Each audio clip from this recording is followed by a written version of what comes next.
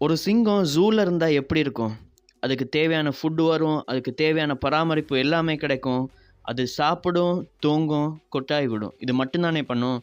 ஆனா, அதே சிங்கத்த ஜூல இருந்து அது திரும்ப காட்டுல விட்டா, அதுக்கு தேவையானத ஃப்ரீடமா அது உழைச்சு சாப்பிடும் இல்லையா? அதே போல தாங்க நம்ம வாழ்க்கையும். நம்ம எப்பவுமே ஒரு சாதாரண வேலைக்கு போய் சம்பளம் எடுக்கிறோம் அப்படின்னு சொன்னா, எப்பவுமே நாங்க ஜூல இருக்கிற சிங்கத்த மாரி தான் இருப்போம். ஆனா, எங்களுக்கு தேவையானத நாங்க அடையணும் அப்படின்னா, நாங்க காட்டுல இருக்கிற சிங்கமா மாறணும். So, change your mind set.